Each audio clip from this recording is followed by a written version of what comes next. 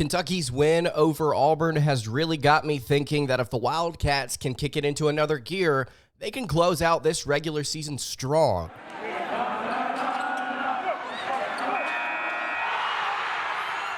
You are Locked On Kentucky, your daily podcast on the Kentucky Wildcats, part of the Locked On Podcast Network, your team every day. All right, what's going on, Big Blue Nation? Welcome on into Locked On Kentucky, your daily Kentucky Wildcats podcast. I'm your host, Lance Dawe, writer for various SEC-related things, but on this podcast, we take a dive into all things Kentucky athletics. Today's episode is brought to you by LinkedIn. These days, every new potential hire can feel like a high-stakes wager for your small business, and that's why LinkedIn Jobs helps find the right people for your team faster and for free. You can post your job for free at linkedin.com/lockedoncollege. Terms and conditions apply. On today's episode of Locked On Kentucky, we are going to be explaining how Kentucky basketball can close out the regular season strong. I know that there has been a lot of up and down tumultuous results from the Wildcats as of late, but following that win over Auburn, I am convinced that Kentucky's got the ability to, and I believe will, close out this regular season strong. Also going to talk about Adou Thiero, Ugonna Onyenso, their placement in this rotation, and then finally we're going to give you an update on some bracketology. Thank you so much for making Locked On Kentucky your first listen every single day. Want to remind everyone out there that we are free and available on all platforms. And if you're watching on YouTube, please subscribe to the show. If you're listening on podcast, I would greatly appreciate it if you subscribed there as well. So let's go ahead and get into it. Can Kentucky basketball close out the season strong? I believe they can, and they will. That 70-59 win over the Auburn Tigers, I believe, proved a couple of different things about this Wildcats team. I think they're finally starting to find their edge, and their defense, I think, is on the rise. The team that we've compared the Kentucky Wildcats to for a couple of weeks now on the channel is the Miami Hurricanes. The last two seasons, the Hurricanes have been able to make deep NCAA tournament runs despite not having the most perfect defense, but a really good offense and a very solid set of guards and wings to boot. And that's what Kentucky is made up of this season. 4 really good guards and then a very strong wing and one strong center, I believe, that has emerged now. The 3 things that I want to look at here to kind of explain why I believe Kentucky basketball can close out the season strong. We'll start here with the improved defense because I believe the Wildcats are taking that next step, at least at the very least. I hope they're taking that next step. So we've talked about KenPom. We've talked about the adjusted defensive efficiency and how it really needs to be rising up the ranks right now. I want to take a look at the Wildcats, not just from a national perspective, but from a conference perspective. So as we know, Kentucky gives up a ton of points per game. We've been focused more on metrics here than just the strict points per game average, although that is very important, of course. But I really do think that when you look at the different numbers that Kentucky is giving up, it's nowhere near as bad as you think. So Kentucky, after that Auburn game, holding the Tigers to just 59 points inside their home arena, their worst night offensively in over 8 years in that gym. Kentucky rose from, I believe, 102nd to 81st in adjusted defensive efficiency. Very, very solid rise there, and if they can continue to play better defense here as the season winds down, they'll be in position, I think, to make a legitimate run in March. But so KenPom has the ability to show you the national perspective on all of their different statistics, but they also show you where they rank inside the SEC. And it may surprise some people to know that Kentucky's adjusted defensive efficiency is actually right at average in the SEC. It's 7th in the conference. Kentucky is 3rd in effective field goal percentage. They're 5th in 3-point percentage. They're 3rd in 2-point percentage. They are 1st in block percentage. They have a lot of really good numbers when it comes to shooting percentages and effective efficiencies, et cetera, whatever word you want to use there. The things that they struggle in are turnovers and giving free throws up to opponents. They really don't turn teams over, and they're 12th in the SEC in turnover percentage. They are 11th in the SEC in free throw attempts per field goal attempts per game. They're 13th in non-steal turnover percentage. They're only 8th in steal percentage. So while the Wildcats, from a stats perspective, they do a good job of holding opponents' shooting numbers from the field, they struggle to create havoc. They struggle to create turnovers in conference play. And this kind of feeds into my theory that I've had for quite some time about UK, is that their pace of play and their lack of physicality at the end of the day around the rim has brought them struggles, because the more possessions you give your opponent through the speed at which you play offense, the more times they're going to score, even if they are less efficient, as we're seeing here. So Kentucky's going to give up a ton of points per game, regardless of whether or not they play fast or slow, even if the opponent is shooting 47% from inside the arc and only 32.5% from outside. They're still going to score a ton of points because they're getting those extra opportunities to score alongside Kentucky's offense. So it's made some games really difficult. Tennessee, Florida, Gonzaga, obviously, to name a few. But the Wildcats have showed something these past two games. Against Ole Miss, they played a slower pace, and yet they were still able to win the game.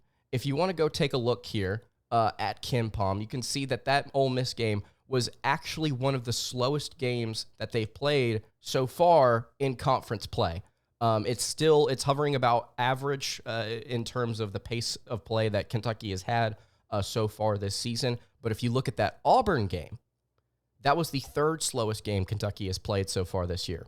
They've only played two slower games.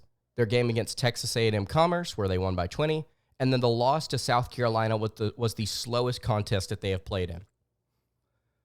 Kentucky's ability to play in these slower contests, either slowing it down themselves or the opponent slowing them down, and then creating that edge on defense, getting blocks, getting stops at the rim, fighting for rebounds, diving for loose balls, playing with that physicality that they have lacked this entire season. I think that shows that this Kentucky team can stack it up and they can win in a variety of ways. Now, are they going to win in a variety of ways in the NCAA tournament? That's yet to be seen. But at least they've proven concepts here now for 2 games in a row where they can win slower, more methodical, and more physical contests. That game against Auburn, I think, really does show you that this Wildcats team has the ability to turn it up on the defensive end. That was one of the most efficient offenses and defenses in the entire country. Kentucky walked into their building, and they didn't just hold them at bay. They shut them down while only scoring 70 points in the process. It is an anomaly compared to what we have seen all season long. And you could point to something like the Arkansas game and say, well, Kentucky played good defense in that. I would argue that the level of opponent that you saw here in the Tigers and the fact that they were statistically significantly more efficient than the Razorbacks coming into this contest, both are impressive. I think the Auburn win, you and I would agree, significantly more so. But doing this 2 games in a row, I think, shows you that the Wildcats can knock down some of these tough opponents. You've got a road game against LSU this Wednesday, against a team that is offensively not great, but they can still shoot the basketball. They're pretty good. They're pretty good from outside the arc, LSU is. Then you've got Alabama. You've got 2 games here against some decent to the best in the country when it comes to scoring on offense. And you're going to have a chance to prove yourself again. Every team matches up differently. We have no idea how Kentucky is going to really close this thing out until we see them play the games. But just projecting here, just looking ahead, the physicality, the ability to beat tougher opponents through that, and the pace of play changing and the victories still coming, I think have shown Kentucky's ability to close out this season strong. Mississippi State, Arkansas, and Vanderbilt, all tough games, don't get me wrong, after the Alabama game. But those are games that Kentucky can win. You could finish the season 5-1. You very well could. I believe Kentucky's going to, if they don't do it, they're going to get close. I think they're going to get close. I think this is the time where Kentucky turns it up. At least I hope they do. And one of the reasons that I think their physicality has improved has been their front court that they've used over the past couple of games. Adou Thiero and Ugonna Onyenso. I want to talk about them for a little bit. Before I dive into that, though, I want to tell you guys about our friends over at LinkedIn. When you're hiring for your small business, you want to find quality professionals that are right for your role. And that's why you have to check out LinkedIn Jobs, because they have the right tools to help find the right professionals for your team faster and for free. LinkedIn is not just another job board because they have a vast network of more than 1 billion professionals. It makes it the best place to hire. It gives you access to professionals you cannot find anywhere else, and they do all of this while making the process easy and intuitive. And hiring is super easy when you have all of those quality candidates, and it's so easy that 86% of small businesses get a qualified candidate within 24 hours. LinkedIn knows that small businesses are wearing so many hats and might not have the time or resources to hire, and they are constantly trying to find ways to make the process easier. They even just launched a new feature that helps you write job descriptions, making the process even easier and faster. 2.5 million small businesses use LinkedIn for hiring, and you should too. You can post your job for free at linkedin.com/lockedoncollege. That is linkedin.com/lockedoncollege to post your job for free. Terms and conditions apply. All right, continuing along here on the Monday edition of Locked On Kentucky. Lance Dawe hanging out here with you. Really appreciate you checking out the show today. If you have not subscribed to the YouTube channel, would appreciate it if you went ahead and did that. And if you are listening on podcast, wherever you are tuned in, I would greatly appreciate it if you subscribed or followed along there. So Adou Thiero and Ugonna Onyenso, two players that have, I think, really stepped up for the Wildcats over these past few games. I think they need to be given their flowers at the very least. And if not given their flowers, I think they need to be given more minutes. I think that they need to be given more attention. Let's start here with Adou Thiero. Adou Thiero so far this season, averaging 7.6 points, 5.4 rebounds, and assists per contest, shooting 48% from the floor. Not bad for the 6'8" sophomore. Pretty good numbers, all things considered. Some people wanted to throw shade his direction for being a 3-star up to a 4-star coming out of high school. I thought that this kid was a fascinating prospect coming in because of his ability to grow, and he really has grown and developed. And let me tell you what he's turned into. A tank. A very physical, bruising, punishing small forward or power forward, depending on what you look, or where you look at him. Thiero was a combo guard coming out of high school. A 6'5", 180, 175-pound combo guard. And he has been able to turn his game into a completely different thing than it was in high school. It is so impressive to watch this young man come in and just be so aggressive and assert himself in certain situations. He's a very tough rebounder. He is a physical defender. He is easily one of the best jumpers on this team. He's got some hops to him. He's not the best shooter, but when it comes to things around the rim, Adou Thiero can borderline dominate. He is just a very aggressive initiator of contact, and he does a phenomenal job getting things done in the clutch moments. Take a look at his last few games. We can start with the Gonzaga game. 32 minutes, 6 of 11 from the floor, 1 of 2 from 3. He had 15 points to go along with 5 rebounds, 2 assists, and 3 blocks and a steal. Just great minutes from Adou Thiero. And then you look at this Auburn game. 32 minutes, 4 of 8 shooting, made all 6 of his free throws, had 14 points, 8 rebounds, and an assist. I believe Adou Thiero should be getting more opportunities at power forward. I think he's been the most effective option at the 3 or the 4 for the Wildcats so far this season. And I think if you are going to go with a more guard-heavy lineup, looking at somebody like Sheppard, Reeves, Wagner, or Dillingham in there, you can put Reeves at the 3 and you can just essentially say we're just going to rock with a smaller lineup and put Adou Thiero at the 4. In fact, if you want to go over to KenPom, you can look at Kentucky's most frequent lineups over the past 5 games. That is actually, I didn't even know this until looking at it just now. That's actually Kentucky's most frequent lineup, 13.5% of the time. The fact that it's only 13.5% is kind of surprising, but Reed Sheppard, Rob Dillingham, Reeves, Thiero, and Onyenso. And when you think about it, Reeves at the 3 is interesting because you think of him as more of a true 2. But when you look at it from a height and weight perspective, starting at the top and working your way down, going from 6'3", 6'3", 6'6", 6'8", and 7 feet tall, I mean, you're not really lacking anything in terms of height. And I'm going to be honest with you, I don't really know if you're lacking a ton in terms of defense if you swap somebody out like Justin Edwards for Antonio Reeves, because of what he gives you on offense is just so good. I think you would take that hit.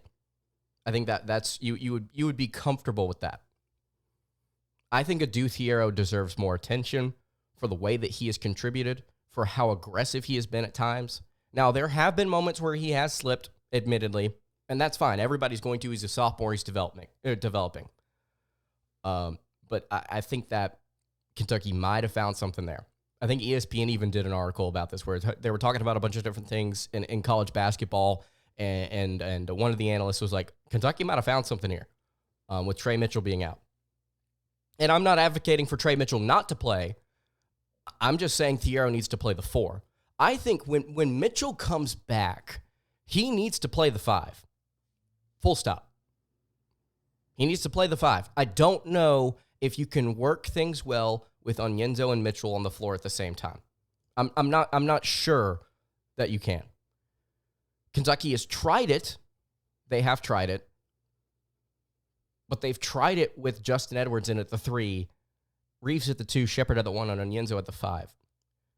I want to see a 3-guard lineup with Mitchell and Onyenso and see how that works. Because Kentucky doesn't, just looking at their depth chart and their rotations, they hardly don't use it at all. Like at all. Whenever they go to sub, it's either Aaron Bradshaw at the 5 with Mitchell at the 4, or you're putting Justin Edwards in at the 3 and you're running Mitchell and Onyenso at the 4 and the 5. So I think that Mitchell needs to go back to the 5. And Cal talked about this too. Gosh, he talked about this before Onyenso came back. He said he was asking the media questions about, okay, well, we've been talking about, okay, should we take Mitchell out of the 5 spot? How impactful is that going to be? Should we do that to take him away from a position that he's been comfortable with and we've had success with? Why would we even do that? And now they've done it, and it's like, okay, maybe you need to revert back to where you were, at least when you're going to that lineup. When you're putting Mitchell into the lineup, put him at the 5, run small ball, see how it works. Or run Mitchell and Onyenso with a 3-guard lineup, which according to KenPom, they've just not really done a ton. At all, actually, at all. But let's talk here about Onyenso. So we had Thiero as somebody that has physically asserted himself. Onyenso has done the same, man. Again, you can go back to, let's take it all the way back to the Florida game. Only 4 of 11 in that game, but he had 13 points and 16 rebounds and 8 freaking blocks. That's good. That's good. Now, obviously, there are some defensive lapses. Florida will do that to you, man. I think Florida, when we do our bracketology pool, you're going to see me take Florida a long way. Unless they fall apart here towards the end of the season, Florida is a team that I've got my eye on, man. They are a team that I think will give some people problems. But Onyenso played well against Florida. Sorry for that mini tangent. And then you can look at the game against Ole Miss.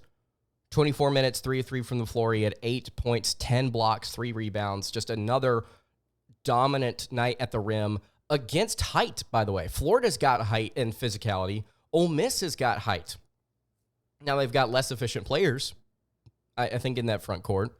Moussa Cisse, Jamarian Sharp, who, despite being huge, are not great at what they do around the rim. Compared to other players in this conference, I should say. They're still very good athletes. Auburn, 3 of 3 from the floor, 11 rebounds, 7 points, 2 blocks, and assist. Cal talked about how amazing Onyenso played as an anchor, just holding down the fort against one of the SEC's best front courts, not just one of the best centers in Broome, but one of the best front courts with Jalen Williams. Just excellent performance defensively so far. 4.3 points, 5.2 rebounds, 3.2 blocks per game, 3.2 blocks per game, shooting almost 58% from the floor. Those are numbers that, look, just because he is offensively shuffling things around weirdly when it comes to spacing, I say leave him out there, man. If you're going to play him at the 5, rock with him at the 5. Let him be your rim protector. Let him be your anchor. If he can do it consistently without fouling, I say have at it. So let me know what you think about the rotations, about Onyenso, about Thiero. Leave all of that in the comments below. Okay, to wrap up the show here, just want to go over bracketology projections real quick. Just kind of give you guys an update on that because there is an update to be had. Before I talk about that, though, I want to tell you guys about our friends over at FanDuel. You can get your buckets with your first bet on FanDuel, America's #1 sports book, because right now, new customers get $150 if their first bet wins. That is $150 with any winning $5 bet if your bet wins. You can bet on all of your favorite NBA players and teams with quick bets, live same-game parlays, exclusive props, and more. So you can visit FanDuel.com/lockedon and shoot your shot. Again, FanDuel.com/lockedon. Shoot your shot with FanDuel, an official sportsbook partner of the NBA. All right, wrapping up the Monday edition of Locked On Kentucky. Again, Lance Dawe hanging out here with you. I'm pulling up ESPN's Bracketology because I got CBS Sports Bracketology here. I wanted to give you guys an update on where we sit right now. So Joe Lunardi, shocking. This is like second time the last 3 times we talked about Bracketology, where CBS has updated their stuff more recently than ESPN has. So Jerry Palm, you get another dub over Joe. You can celebrate that one tonight. But we've got an update here because Lunardi has not updated the website, but he has updated stuff on Twitter. And he's got Kentucky back as a 5 seed. Now, whether or not Kentucky climbs to that 4 seed line, we can have the conversation as to whether or not that really matters at this point. Because if you win, you're going to be facing the opposite seed anyway. But again, we've talked about how important matchups are, and it may be crucial that you end up playing a team like, I don't know, Yale, for instance, as a 13, if you're that 4 seed, instead of playing a team like Indiana State as that 5. And I would not want to play the Sycamores. I know they've been sliding. I know they've been losing recently. Still wouldn't want to play them. But Kentucky right now, according to ESPN, is a 5 seed. Now, he has not updated the bracketology to show, okay, what would that matchup be on the website? But CBS has, and they've actually risen Kentucky from a 7 seed, which is where they had the Wildcats, which is just absurd. I think Palm is wrong on that one, to now a 6 seed. And it's one of the worst 6 seeds, according to Palm. Actually, Kentucky is technically the worst 6 seed in his bracketology, which, again, I think it's just straight up wrong. And will prove to be wrong, even if Kentucky loses a couple of games here. I don't think they'll fall to a 7 seed. At the very least, I hope that they don't. But Kentucky right now is looking, I think, at getting up to that 5 seed, playing a 12 to give you an idea on some 12 seeds. App State, who beat Auburn earlier this year. Samford, Indiana State, like I mentioned earlier, was a top 25 team up until this past week where they absolutely wet the bed. South Florida, who's been doing pretty well in the AAC. They actually just recently beat Florida Atlantic in a chaotic end to that game. You can look over at ESPN. They've got similar teams as that 12 spot. App State, Indiana State, Samford, and then McNeese State. Don't know anything about McNeese State this season, but you get the drift here about these teams. Some of them I think would be matchup issues, teams that Kentucky should beat. But again, at the end of the day, I think we need to start having this conversation now as we get towards the end of February, as we get closer to March. It's just crazy that it's almost here, by the way. How much does it matter that Kentucky is a 5 seed instead of a 4, if that ends up being the case? And is there room for Kentucky to possibly climb to that 3 seed line? It's going to be really difficult to do that, and it's going to take some work. But somebody like Duke, Alabama, I think could absolutely fall out of line here towards the end of the season. Teams on that 4 seed line, Dayton, Creighton, Illinois, San Diego State, those are teams that Kentucky can overcome if they pick up some quad 1 wins. And if I'm not mistaken, Kentucky's got 3 of them to wrap up the regular season. Bama, Mississippi State, and Tennessee. Those are the games you have to go and win. Obviously, you can't lose to a team like Arkansas or Vanderbilt or LSU, but you got to be able to pick up some of those if you want to get to that 4 seed line and miraculously get to that 3 seed line, which may be almost out of the question. It could be out of the question at this point. But I think Kentucky's put themselves in a good position to get a good seed, 5 or higher, I think is good. And what they do in the SEC tournament also may change where they are in this 3 seed line conversation. Because if Alabama goes out first round, or not first round, just first game for them, because they will get a double bye, unless they completely wet the bed. Alabama could go out. You could see Kentucky win the SEC tournament if Tennessee doesn't play very well either. It's very possible. Again, right now, Kentucky 8-4 in the standings, tied with Florida, Auburn and South Carolina 9-4, Tennessee and Alabama at 9-3 and 10-2. The Crimson Tide are. Just to give you an idea of where everybody's at, by the way, if we're just going to run down this real quick, Alabama at 10-2.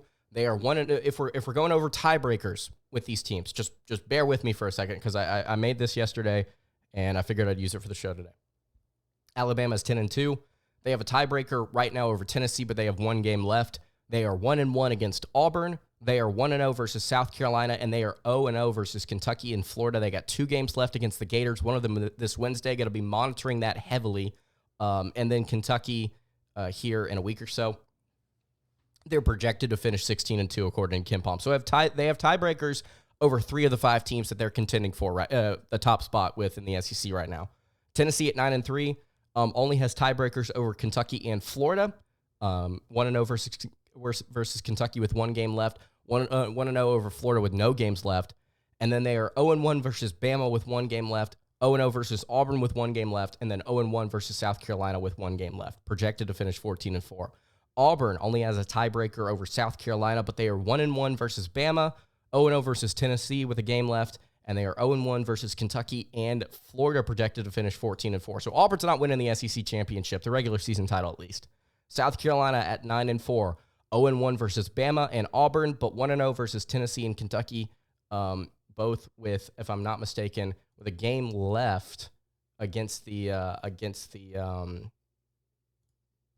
why am I blanking on this? They have 1 more game against Tennessee. They don't have 1 more game against Kentucky. Projected to finish 10-8, by the way, are the Gamecocks. Kentucky at 8-4. They only have a tiebreaker over Auburn, but they do have a 1-1 split against the Gators. 0-1 versus South Carolina, 0-1 versus Tennessee with 1 game left, and then they have a game against Bama. Huge one in Rupp here shortly. Projected to finish 11-7.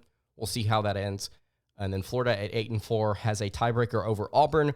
1-1 versus Kentucky, 0-1 versus Tennessee, and they've yet to play Bama or South Carolina. 1 game left against the Gamecocks, 2 against the Crimson Tide. And here's the interesting thing. This is what we'll leave with here, talking about bracketology and how things could end and where Kentucky's seed line could rise. If things go according to what KenPom thinks, and Torvik, if I'm not mistaken, Kentucky's going to finish 11-7. Florida is going to finish 11-7. And I'm not really sure how the tiebreaker works here. I actually don't know, because both teams would have an identical overall record. They would have identical conference records, and they would have split the series 1-1. Kentucky's higher in the KenPom ratings and the net ratings, but Florida, if we're going by total points scored in these 2 contests, Florida edges Kentucky by 1 freaking point. The Gators won by 3 and lost by 2. So I'm not quite sure how that would work. That would be really interesting to see if Kentucky gets into that double bye conversation. If they're both 11-7, they would be in that case battling for that 4 seed. And then it would be, okay, who gets the tiebreaker?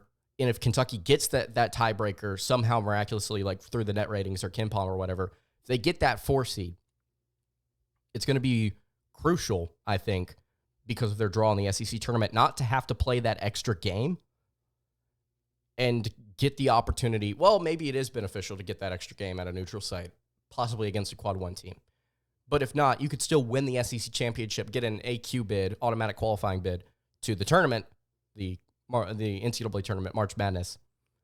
Pick up 2 wins against good top seats in the SEC, but without having to play that extra game. So it's going to be interesting to see how it all plays out. It's going to be interesting to see. So if you've got any thoughts on the SEC tournament, about bracketology, Thiero, Onyenso, how Kentucky closes out the season strong, you can leave all of that in the YouTube comments below. I think that's going to do it for today's episode of Locked On Kentucky. Hey, you can follow the show on Twitter at LockedOnUK. You can follow me on Twitter at @LanceDawe_, and follow the show over on Instagram. That is at Kentucky Podcast. Any questions, comments, concerns, leave those in the YouTube comments below. Hit me on the socials. I will see you all tomorrow for another episode of Locked On Kentucky. Have a great rest of your day, everybody, and God bless.